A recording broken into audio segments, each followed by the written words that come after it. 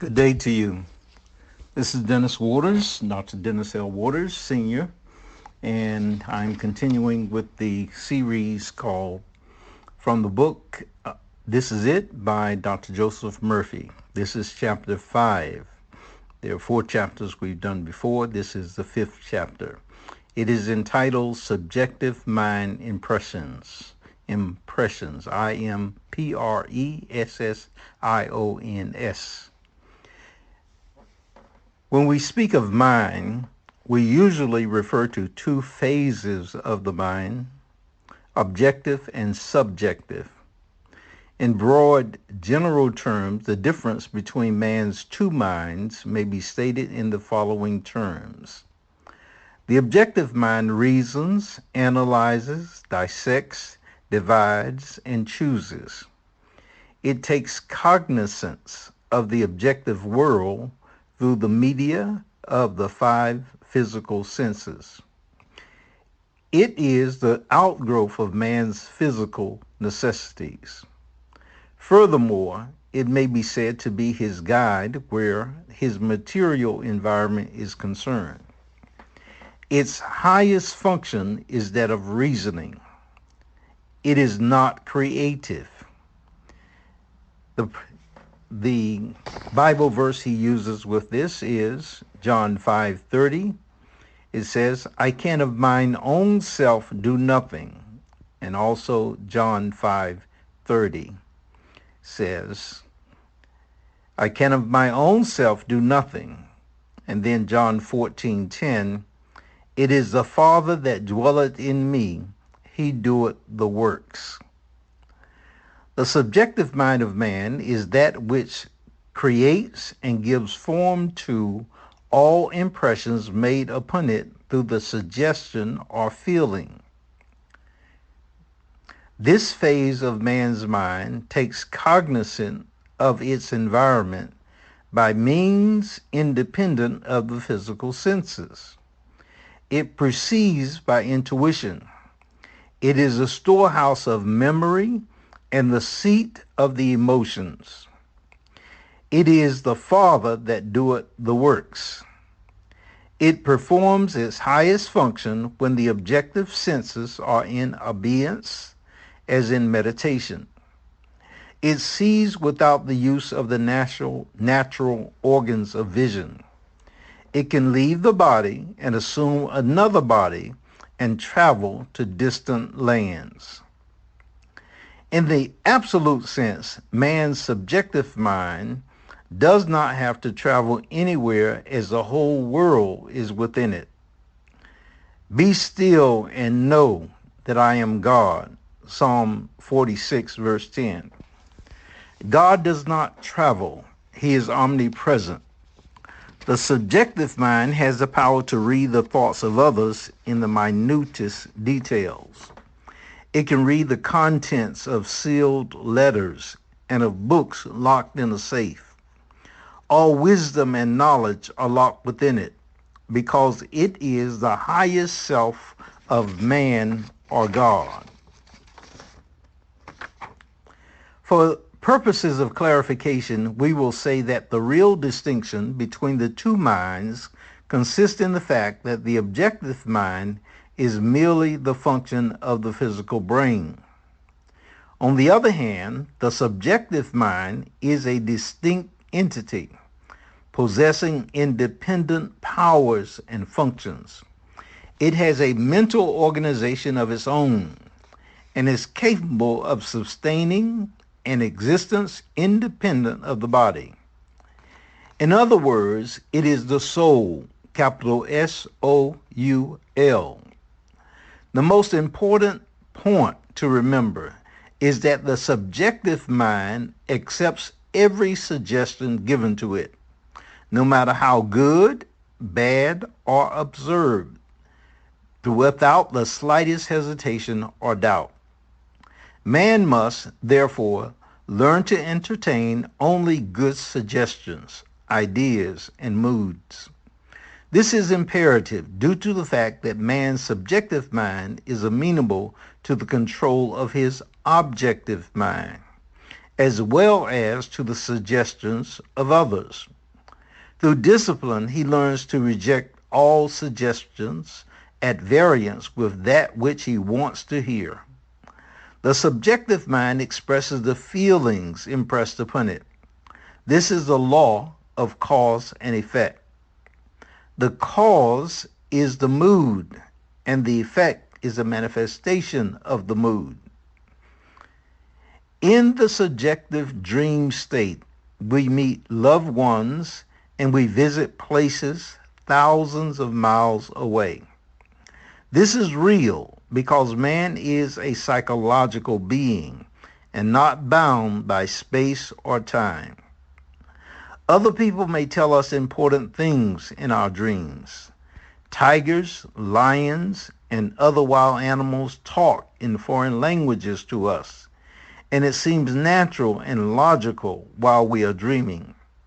However, it is when we awaken to this world of make-believe that we think our dream experiences are illogical or unreal.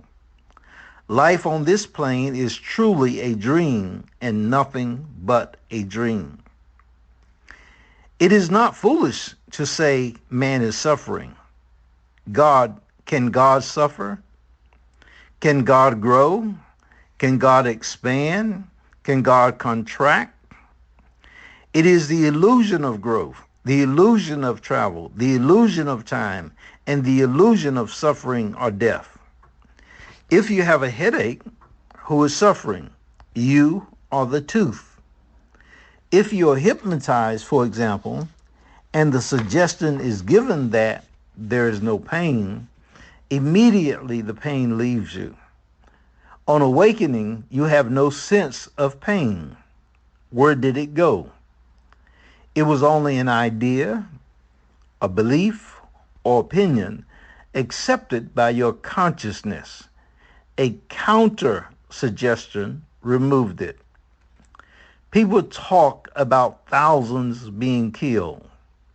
Can God die? Can man die? God cannot be slain, neither can man be slain. God as man will come again. When we awaken, and we are beginning now to remove the scales from our eyes, we will truly become one with God and shed his light, love, and beauty to all the world. We can only conjecture as to the length of time the process of awakening will take. On the other hand, if time is not, it must only be the illusion of time. It may appear to be a year or a day or 800 years, for in consciousness, 1,000 years are as a day. God is the eternal now. He is the God of the living and not of the dead. Let us reason together. If the world is within you, where can you go? The world will experience for a time in the afterlife will be that of your crystallized beliefs. It will be a dream world, peopled by your prejudices, ideas, opinions, and beliefs about people and things. Our ideas and beliefs are like individuals. They live and exist as long as we sustain them in our consciousness. Why seek ye the living among the dead? There are no dead. All your loved ones, closest friends, all men, all women, all children who make their exit from this plane are very much alive and functioning fourth dimensionally. They cannot be seen by the third dimensional man, mind of man. This recalling of the lost preserves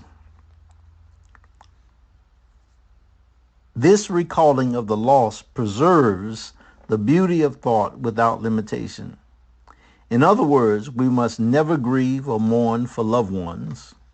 On the other hand, we must give beauty for ashes, the oil of joy for mourning, the garment of praise for the spirit of heaviness. Isaiah 61 and verse 3. By dwelling on the qualities of love, kindness, inner beauty, and nobility of thought that was theirs, we resurrect these qualities within ourselves. This is what is meant by praying for the dead. It is a holy and wholesome thought to pray for the dead. Recognizing the oneness or wholeness, we realize that the loved one who has passed on is still alive and dear to us. Meditating occasionally on the fact that the departed are dwelling in a state of peace, beauty, and love, we change any nightmares they may be experiencing due to subjective impressions carried over with them to lovely experiences. We make them whole or holy by our prayers, which is scientific prayer. This is what is meant by giving the oil of joy for mourning. Instead of feeling that they are dead and gone, that their grave is where the body is, let us, by our inner mood, see them dwelling in a state of indescribable beauty. Then we truly give the dead beauty for ashes. Under no circumstances must we ever dwell in the mood or feeling of lack, limitation, or regret. This was a reading for you from the book This Is It by Dr. Joseph Murphy. The book was written by him in 1948. That's the edition that we're using, the third edition of the book.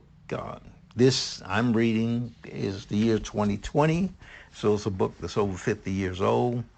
And what I'm doing with the book is just reading it, actually, for the most part. And as I said, you can get a PDF copy of it. You can also buy it. We're going to have it available at one of our bookstores that's going to be online. And then we can discuss it, because these ideas may be new to you. They were certainly new to me when I was first exposed to it. But we encourage you to think about what is being said and the importance and the impact of what is being said, because there's a different way that life can be looked at. And I believe that that different way will help in benefiting you, will help. It has benefited me immensely. So, but there's no compulsion in this. Each person must make up his or her own mind in this regard. So, namaste, and bless you, take care of you, and I'll lead you to listen to the next edition or the next chapter when you're ready. Blessings. Bye-bye.